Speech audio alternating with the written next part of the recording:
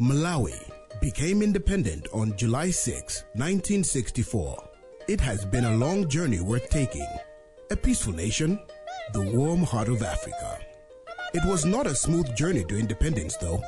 In January 1915, John Chilembwe led an unsuccessful revolt known as the Chilembwe Uprising against British rule. Chilembwe opposed the recruitment of Nyasas in the British Army's campaign in East Africa, as well as the system of colonial rule. Chilembwe's followers attacked local plantations but were soon defeated by British forces. Chilembwe was killed and many of his followers were also executed.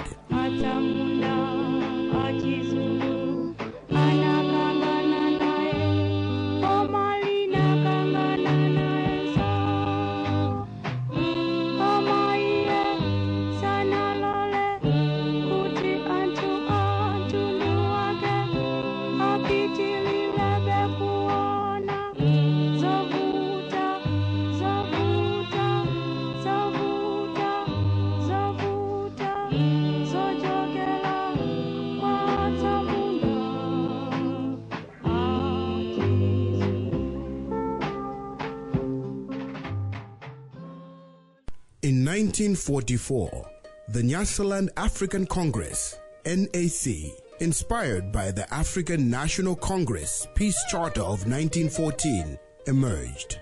The Nyasaland African Congress soon spread across southern Africa, with powerful branches emerging among migrant Malawian workers in Salisbury, now Harare, in southern Rhodesia, and Lusaka, in northern Rhodesia. Dr. Hastings Kamuzubanda was actively opposed to the efforts of Sir Roy Welensky, a politician in northern Rhodesia, to form a federation between southern and northern Rhodesia with Nyasaland, a move which he feared would result in further deprivation of rights for the Nyasaland blacks. As he famously called it, Stupid Federation was formed in 1953. In July 1958, Dr. Hastings Kamuzubanda returned to the country after a long absence in the United States, the United Kingdom, and Ghana. He assumed leadership of the Nyasaland African Congress, which later became the Malawi Congress Party, MCP. I've come back home to break their stupid federation and to give you, my people, the Africans of this country, your own government and independence. In 1959, Banda was sent to Gwelo prison for his political activities, but was released in 1960 to participate in a constitutional conference in London.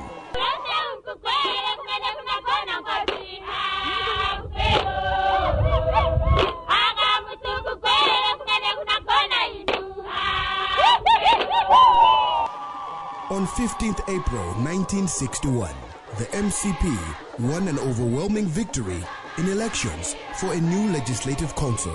It also gained an important role in the new executive council and ruled Nyasaland in all but name a year later.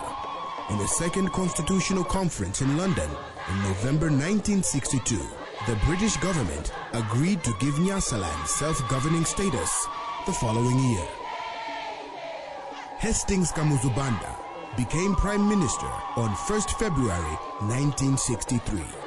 Although the British still controlled the country's financial, security, and judicial systems, a new constitution took effect in May 1963, providing for virtually complete internal self-government.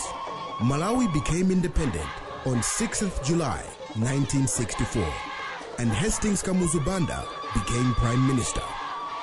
2 years later, Malawi adopted a republican constitution and became a one-party state with Hastings Banda as its first president.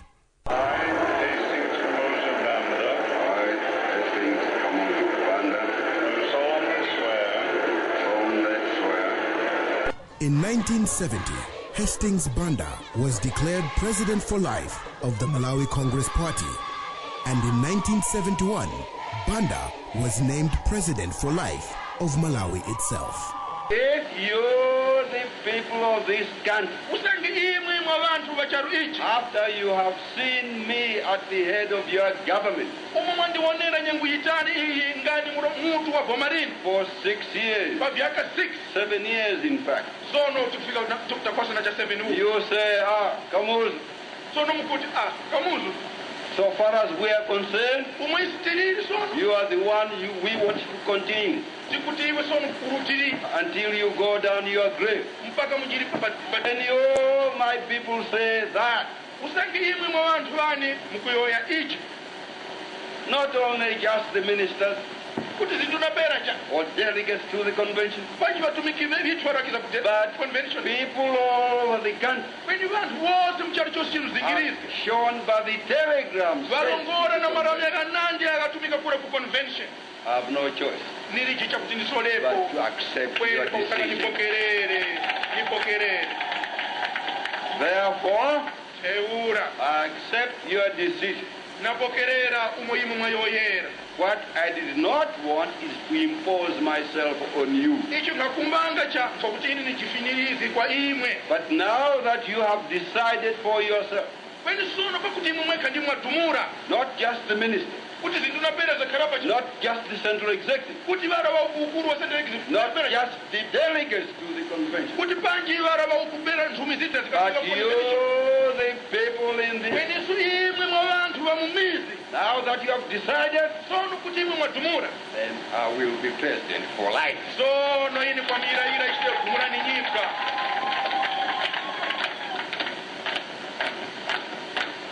While Malawi was a middle-income country in the world, during much of Banda's tenure, he managed to keep peace in the country for most of the time he was in power. During his rule, Banda was one of the very few post-colonial African leaders to maintain diplomatic relations with apartheid South Africa. Like you, we will never solve the problem of black and white on our continent by denouncing the South African, the Rhodesian white and the Portuguese from Addis Ababa, Dar es Salaam, Lusaka, London, New York. No.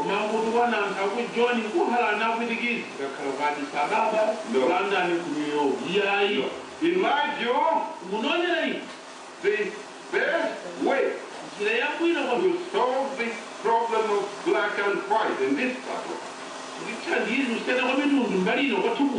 for the African leaders and the white leaders to meet.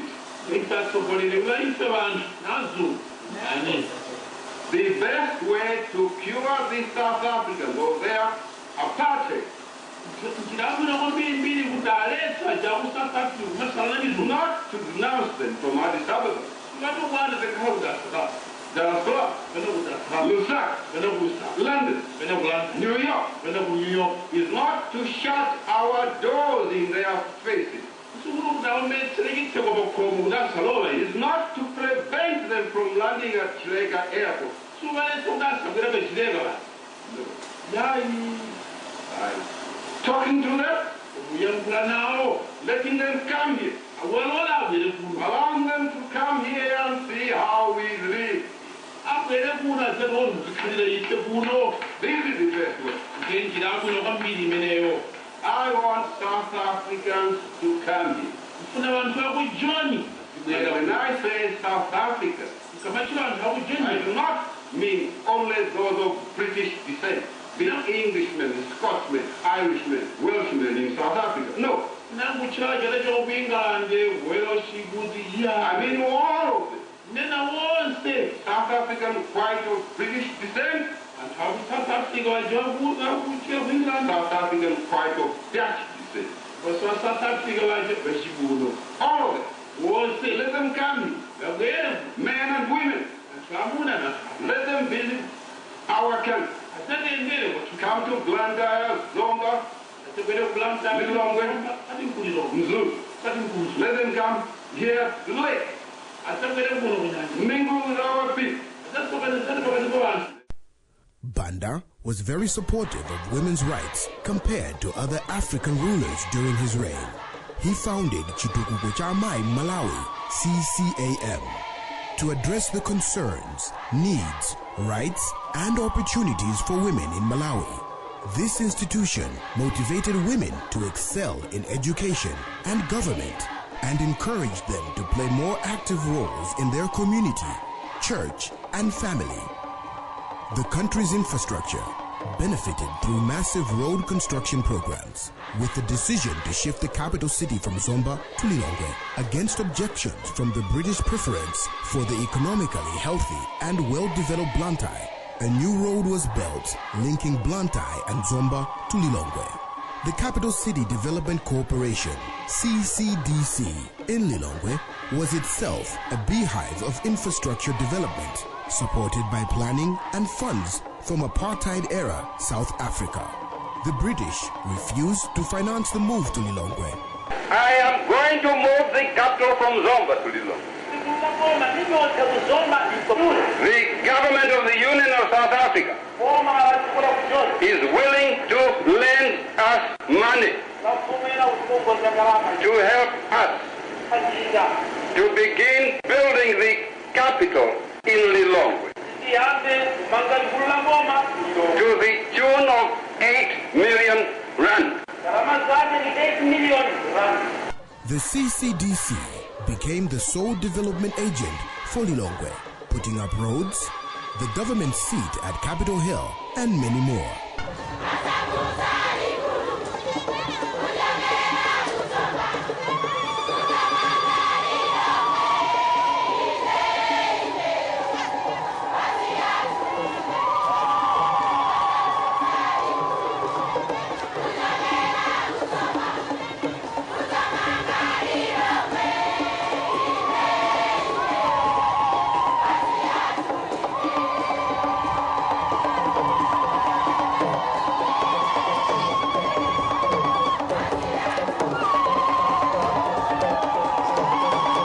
Other infrastructure entities were added, such as Malawi Hotels Limited, which undertook massive projects such as the Mount Sochi, Capital Hotel, and Mzuzu Hotel.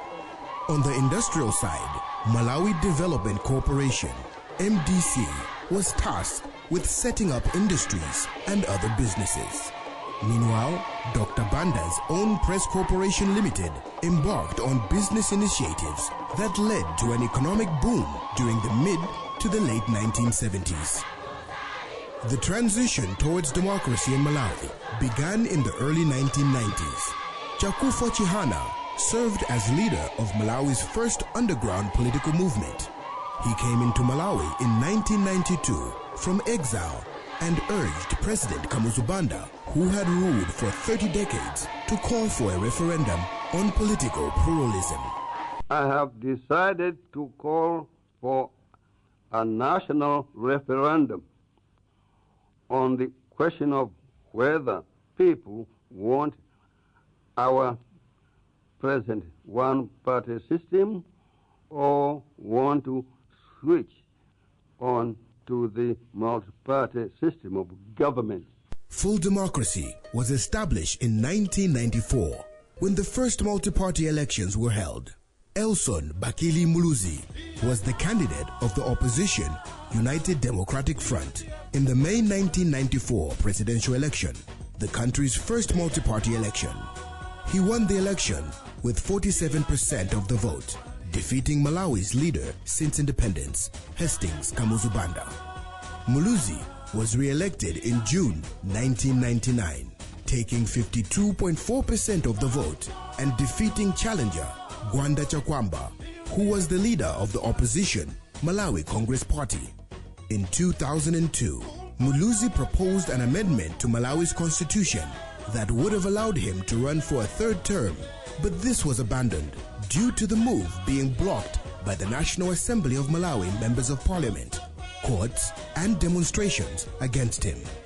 After serving 2 terms, he therefore handed over power to his successor after the May 2004 election, in which UDF candidate Bingu Mutharika was elected to succeed Muluzi as president. Mutharika co-founded the United Democratic Front in 1992. He stood as a candidate in the 1999 presidential election, finishing last.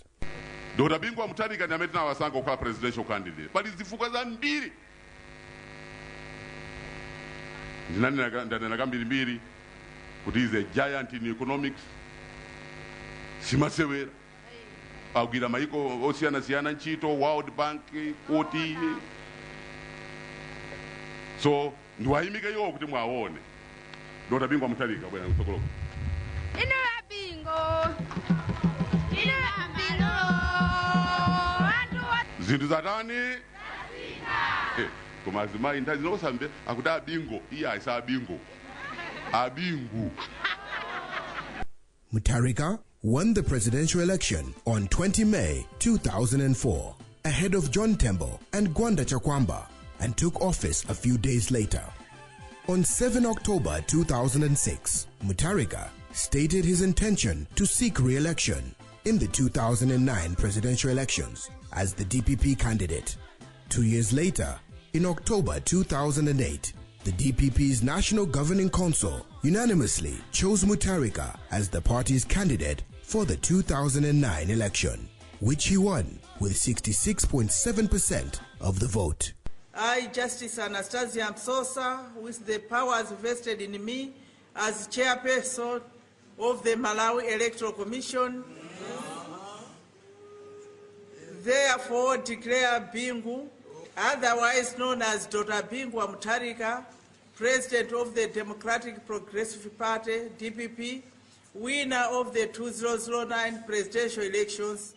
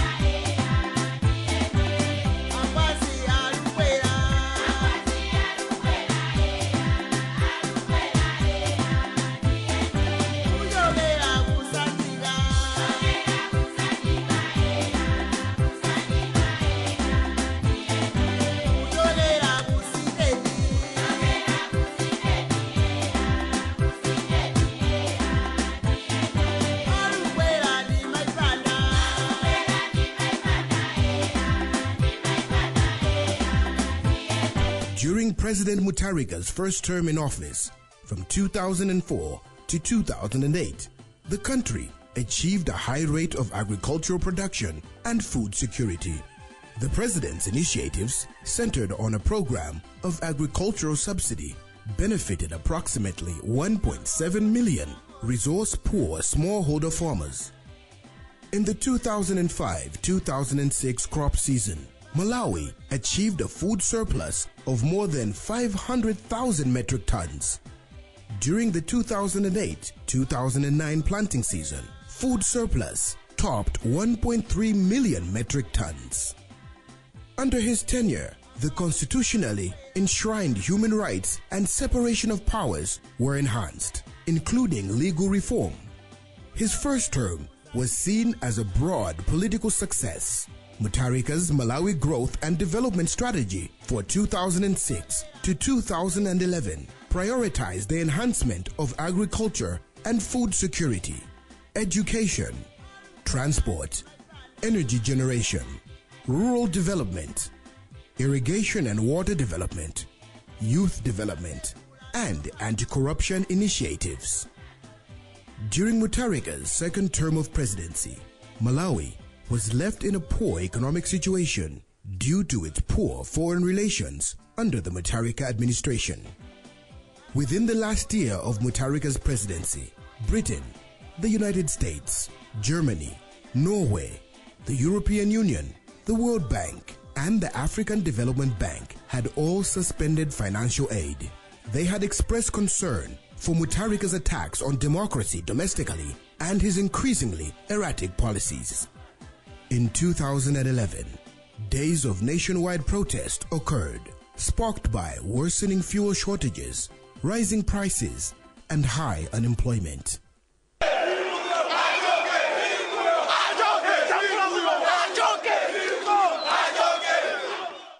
Bingu wa Mutharika died on 5th April 2012 at the age of 78.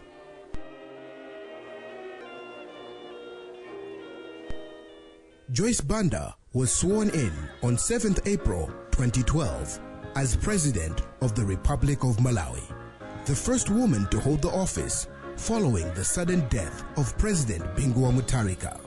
An educator and grassroots women's rights activist, she was Minister of Foreign Affairs from 2006 to 2009 and Vice President of Malawi from May 2009 to April 2012.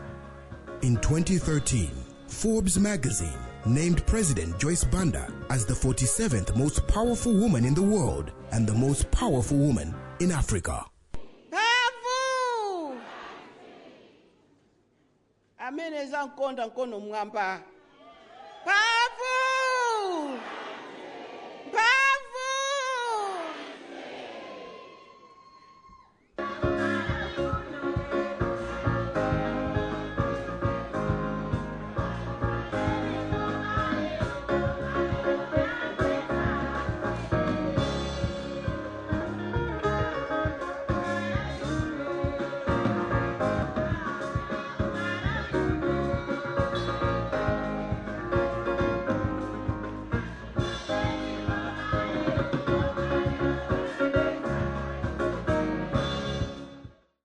Joyce Banda is the founder and leader of the People's Party.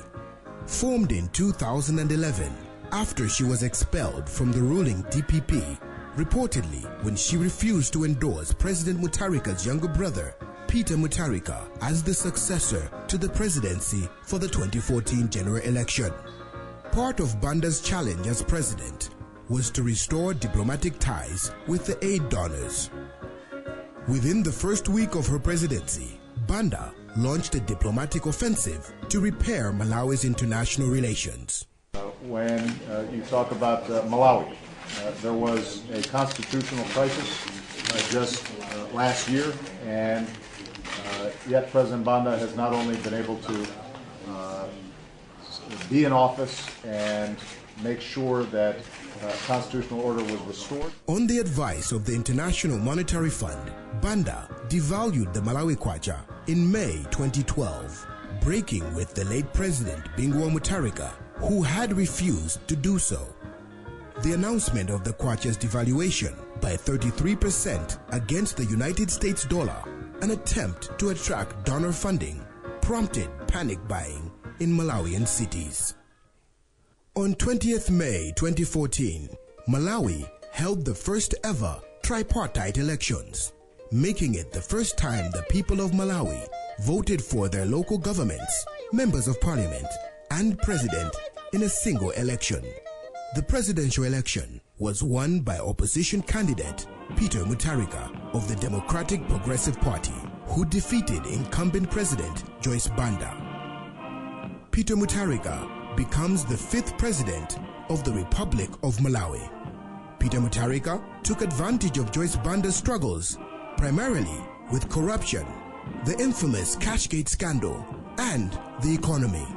Her economic reforms may have attracted investment, but they were wreaking havoc with the kwacha, causing extreme price fluctuations and a general increase in the cost of living. 50 years of independence.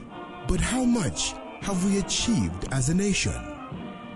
As we look ahead to yet another 50 years, let us, as a nation, work together. Let us go above political, religious, or tribal lines in order to take this beautiful land to another level for the betterment of our children. God bless Malawi.